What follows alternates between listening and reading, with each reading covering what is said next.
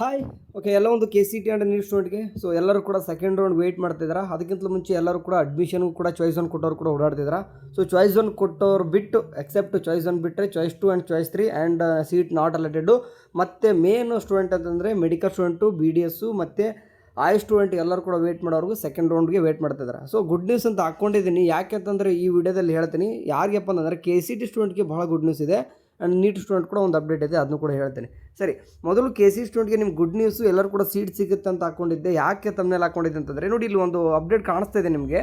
ಅಂದರೆ ಇದು ಬಂದುಬಿಟ್ಟು ಅವಾಗಲೇ ಭಾಳ ದಿನ ಆಯಿತು, ಬಟ್ ಜಾಸ್ತಿ ನಿಮ್ಗೆ ಯಾರೂ ಕೂಡ ಇನ್ಫಾರ್ಮೇಷನ್ ಹೇಳಿಲ್ಲ ಅನ್ಕೊತೀನಿ. ನೋಡಿ, ಕಾಣಿಸ್ತಿದೆ ನಿಮಗೆ. Engineering management surrender seat matrix ಅಂತಂದು, ಓಕೆ, ಅದರಲ್ಲೂ ಕೂಡ ಎರಡು ರೀತಿ ಕೊಟ್ಟವ್ರೆ. ಒಂದು ಸ್ಪೆಷಲ್ ಕ್ಯಾಟಗರಿದು ಕೂಡ ಕೊಟ್ಟವ್ರೆ, ಇನ್ನೊಂದು ನಿಮ್ಗೆ ನಾರ್ಮಲಾಗಿ ಕೊಟ್ಟವ್ರೆ. ಓಕೆ, ಒಂದು ಯಾವುದಾದ್ರು ಎಕ್ಸಾಂಪಲ್ ಮೇಲೆ ಕ್ಲಿಕ್ ಮಾಡಿ ತೋರಿಸ್ತೀನಿ ನಿಮ್ಗೆ ಆ PDF ನ. ಏನಿದು ಇಂಜಿನಿಯರಿಂಗ್ ಮ್ಯಾನೇಜ್ಮೆಂಟ್ ಸರೆಂಡರ್ ಸೀಟು ಅಂತಂದು. ಈಗಾಗಲೇ ಗೊತ್ತಿರುವಾಗೆ ನಮ್ಮ ಕೆದೊಳಗೆ 90,000 ಪ್ಲಸ್ ಸೀಟ್ಗಳು ಏನು ಮಾಡ್ತಿದ್ವು, ಈಗಾಗಲೇ ಕೆ3 ಪಾರ್ಟಿಸಿಪೇಟ್ ಮಾಡ್ತಿದ್ರು. ಅಂದರೆ ಒಂದು ಕಾಲೇಜ್ ಒಳಗಡೆ 200 ಸೀಟ್ ಇದಾವೆ ಅಂತಂದರೆ 100 ಸೀಟ್ ಅಂದರೆ 50% ಆಫ್ ದ ಸೀಟ್ಸು ಅಲಾಟ್ಮೆಂಟು ಕೆ3 ಹಾಕಿತ್ತು. ಅದೆಲ್ಲ ಆಲ್ ಓವರ್ ಕರ್ನಾಟಕ ಅಂತಂದರೆ 90,000ಕ್ಕಿಂತಲೂ ಹೆಚ್ಚು ಸೀಟ್ಗಳು ಆಗಿದ್ದು ಆ ಥರ. ಇವಾಗ ಅದನ್ನು ಜೊತೆಗೆ ಪ್ಲಸ್ ಆ್ಯಡ್ ಮಾಡ್ಕೋರಿ. ಮ್ಯಾನೇಜ್ಮೆಂಟ್ ಸೀಟ್ 50% ಏನಿತ್ತು, ಅದರಲ್ಲೂ ಕೂಡ ಏನು ಮಾಡೋರು ಅಂತಂದರೆ ಕೆಲವೊಂದಿಷ್ಟು ಕಾಲೇಜವರು ತಮ್ಮ ಸೀಟ್ ಮ್ಯಾಟ್ರಿಕ್ಸ್ ಏನು ಮಾಡೋರು ಅಂದರೆ ಸರೆಂಡರ್ ಮಾಡೋರೆ. ಅಂದರೆ ನಮ್ಮಿಂದ ಮ್ಯಾನೇಜ್ಮೆಂಟ್ ತುಂಬ್ಕೊಳಕ್ಕಾಗಲ್ಲ, ನೀವು ಕೇದವರೇ ಸೀಟ್ ಫಿಲಪ್ ಮಾಡ್ಕೊರಿ ಅಂತಂದು. ಅದನ್ನು ಕೂಡ ನೋಡಿ ಎಷ್ಟು ರೇಂಜ್ಗಿದೆ ಅಂತಂದು 8,709 ಕಾಣಿಸ್ತಿದೆ, 1,009 ಅಂತ ಒಂದು ಕಾಣಿಸ್ತಿದೆ. ಆಯಿತಾ, ಅಂದರೆ H K and non H K seat ಬಂದುಬಿಟ್ಟು 1,009 ಕಂಡ್ರೆ, ನಾನ್ ಎಚ್ ಕೆ ಅಂದರೆ ಆಲ್ ಓವರ್ ಕರ್ನಾಟಕದ ಸ್ಟೂಡೆಂಟ್ಗೆ 8,709. ಇದು ಅಂದರೆ 10 ಎಷ್ಟಾಯ್ತಿದ್ದು ಇಯರ್ ಅಂದರೆ 9,718 ಆಯ್ತು. ಆಗುತ್ತಾ, ಒಂದು PDF. ಓಕೆ, ಇನ್ನೊಂದು ಕ್ಲಿಕ್ ಮಾಡ್ಕೊತ ಇನ್ನೊಂದು PDF ಕೂಡ ಕೊಟ್ಟವ್ರೆ. ಇದನ್ನು ಕೂಡ ಕ್ಲಿಕ್ ಮಾಡ್ಕೊಂಡು ಕೆಳಗಡೆ ಬಂತಂದರೆ ಇದರಲ್ಲೂ ಕೂಡ 512 ಸೀಟ್ಗಳು ಕಾಣಿಸ್ತದೆ.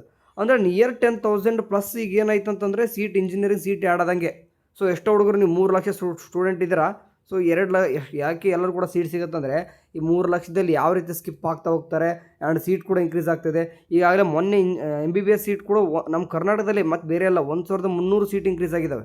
ಆಯಿತಾ, ಅಂದರೆ 100 ತೊಗೊತಕ್ಕಂಥ ಕಾಲೇಜ್ ಒಳಗಡೆ +50 ಸೀಟ್ ತೊಗೊಂಡಿದ್ದಾರೆ, 150 ಸೀಟ್ ತೊಗೊಳ್ಳೋಂಥದ್ದು 200 ತೊಗೊಂಡಿದ್ದಾರೆ.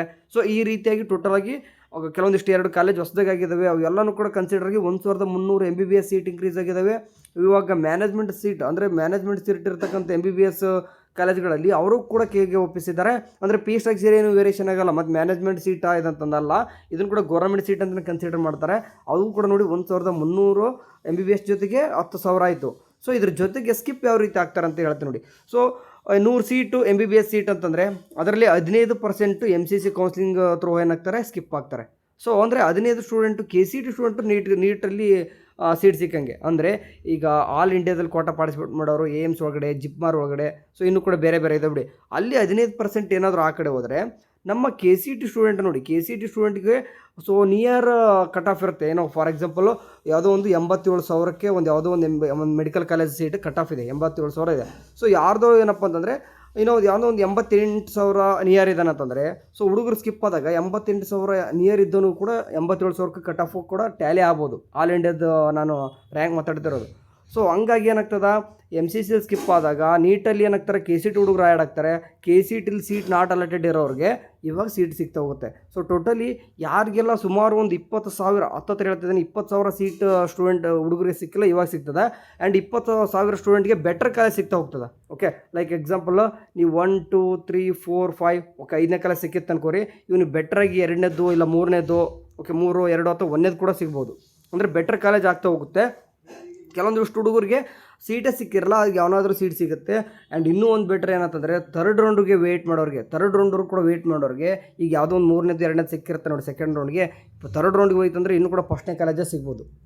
ಸೀಟೇ ಅಲಾಟ್ಮೆಂಟ್ ಆಗಿಲ್ಲ ಅಂತಂದರೆ 100% ಸೀಟು ಫೈನಲ್ ರೌಂಡ್ಗೆ ಅಂತೂ ಆಗೇ ಆಗುತ್ತೆ. ಯಾಕಂದರೆ ನೀವು ಇರೋ ಹುಡುಗರು ಎಷ್ಟು ಹುಡುಗರು ಇದ್ರೋ ಅಷ್ಟು ಸೀಟ್ಗಳು ಈ ಕೇದೊಳಗಡೆ ಇದ್ದಾವೆ. ಓಕೆ, ಎಲ್ಲನೂ ಕೂಡ ಸೀಟ್ ಫಿಲಪ್ ಆಗಬೇಕಂತಂದರೆ ಎಂಡ್ ಆಫ್ ದ ಡೇ ಎಲ್ಲನೂ ಕೂಡ ಕೌನ್ಸಿಲಿಂಗ್ ಮುಗಿಯುವಾಗ ತುಂಬೋದು. ಓಕೆ, ನೀವು ಇವಾಗ ಏನು ಮಾಡ್ಕೊಂಡಿರ್ತಾರೆ ಅಂತಂದರೆ ಪ್ರಿಯಾರಿಟಿ ಆರ್ಡರ್ ಮೇಲೆ, ಅಥವಾ ನೀವು ಆಪ್ಷನ್ ಎಂಟ್ರಿ ಸರಿಯಾಗಿ ಮಾಡಿಲ್ಲ ಅಂತಂದರೆ ಅದು ನಿಮ್ಮ ತಪ್ಪು. ಓಕೆ, ನಿಮ್ಮ ರ್ಯಾಂಕು ನಾನು ಹೇಳ್ತೀನಿ ನೋಡಿ, 2,50,000 ಇದೆ. ಓಕೆ, ಎಕ್ಸಾಂಪಲ್ಗೆ ಹೇಳ್ತಿದ್ದೇನೆ, 2,50,000 ರ್ಯಾಂಕ್ ಇಟ್ಕೊಂಡಿದ್ದೀರಾ. Only top 10 college engineering, top 10 college nursing, ಅಥವಾ ಅಗ್ರಿಕಲ್ಚರೋ ವೆಟರ್ನರಿನೋ, ಈ ಥರ ಹಾಕ್ಕೊಂಡ್ಬಿಟ್ಟಿದ್ರೆ ನಿಮ್ಮ ಸೀಟೇ ಸಿಗಲ್ಲ. ನೀವು ಅವಾಗ ಏನು ಮಾಡ್ತಾರ, ಸೀಟ್ ಉಳಿತಪ್ಪ ಒಳಗಡೆ ಅಂತಂದರೆ ಡೈರೆಕ್ಟಾಗಿ ಸೀಟ್ ಕೊಡ್ತಾ ಇರ್ತಾರೆ ಲಾಸ್ಟ್ಗೆ. ಅದು ನೆನಪಿರಲಿ, ಆಗುತ್ತೆ, ಬೇಕಾದ್ರೆ ನೋಡಿದ್ರೆ ಈ ವರ್ಷ ಕೂಡ ಹಾಗೆ ಆಗುತ್ತೆ. ಸೀಟ್ ಎಂತ ಮಾಡಿದರೂ ಸಹಿತ ಉಳ್ಕೊಂಡಿರ್ಬೇಕಂತವೆ, ಸಾವಿರಾರು ಸೀಟ್ಗಳು ಉಳ್ಕೊಂಡಿರ್ತವೆ. ಹೌದು, ಫೈನಲಾಗಿ ಹೆಂಗೆ ರಿಗ್ರೆಟ್ ಆಗುತ್ತೆ ಅಂತಂದರೆ ನಾನು ನೋಡ್ತಾಯಿದ್ದೀನಿ. ಬಟ್ ಅದು ಹೆಂಗೆ ಗೊತ್ತಾ, ಡೈರೆಕ್ಟ್ ಅಡ್ಮಿಷನು ಸೀಟ್ ಅಲಾಟ್ಮೆಂಟ್ ಆಗಿ ಅಡ್ಮಿಷನ್ ಆದವರಿಗೆ ಕೊಡಲ್ಲ, ಸೀಟ್ ಅಲಾಟೇ ಆಗಿಲ್ಲ ಅಂತ ಅನ್ನೋರಿಗೆ ಕೊಡ್ತಾರೆ. ನೋಡಿ ಕಾಮಿಡಿ ಹೆಂಗಿದೆ ಅನ್ಸುತ್ತೆ ನಮ್ಮ ಕೇದವರು. ಫನ್ ಫ್ಯಾಕ್ಟ್ ಇದೆ ಆಯಿತಾ. ಓಕೆ, ನೀವು 15,000 ರ್ಯಾಂಕ್ ತೊಗೊಂಡಿದ್ರಿ. ಓಕೆ, ಫಾರ್ ಬೇಡ 15,000 ಬೇಡ, ಅವ್ರಿಗಂತೂ ಹೋಗಲ್ಲ. 50,000 ರ್ಯಾಂಕ್ ತೊಗೊಂಡಿದ್ರಿ ಅನ್ಕೋರಿ. ಒಂದು ಅವರೇಜ್ ಆಗಿರ್ತಕ್ಕಂಥ ಒಂದು ಕಾಲೇಜ್ ತೊಗೊಂಡ್ರೆ 50,000 ರ್ಯಾಂಕ್ ತೊಗೊಳಕ್ಕೆ ನೀವು ಕಷ್ಟಪಟ್ಟರೆ ಏನೋ ಓದಿರ್ತಾರೆ, ರ್ಯಾಂಕ್ ತೊಗೊಂಡಿದ್ದಾರೆ. ಇನ್ನೊಬ್ಬ 2,50,000 ರ್ಯಾಂಕ್ ತೊಗೊಂಡಿದ್ದಾನೆ. ಸೊ ಇವನು ಒಂದು ಕಾಲೇಜಿಗೆ ಅಡ್ಮಿಷನ್ ಆಗಿದ್ದ, XYZ college. Okay, XYZ college counselling ಎಲ್ಲ 3rd ರೌಂಡ್ ಕೂಡ ಮುಗೀತು. ಆದರೂ ಕೂಡ ಇನ್ನೂ ಕೂಡ 4 ಸೀಟ್ಗಳು ಉಳ್ಕೊಂಬಿಟ್ಟು. ಅವಾಗ ಏನು ಮಾಡ್ಕೊತಾರೆ, ಅವ್ರು ತುಂಬಿಸ್ಕೋಬೇಕಲ್ಲ. ಅವಾಗ ಯಾರಾದರೂ ಬನ್ನಿ, ಓಕೆ, ಈಗ 2,50,000 ರ್ಯಾಂಕ್ ಇದ್ದರೂ ಆದರೂ ಬರ್ರಿ, 3 ಲಕ್ಷ ಇದ್ದವರು ಆದರೂ ಬರ್ರಿ, 4 ಸೀಟ್ ಫಿಲ್ ಅಪ್ ಮಾಡ್ಕೊಂಡ್ಬಿಡ್ತಾರೆ. So difference between 50K student and 250K ಸ್ಟೂಡೆಂಟ್ಗೆ ಏನಾಗುತ್ತೆ, ಏನೂ ಇಲ್ಲ.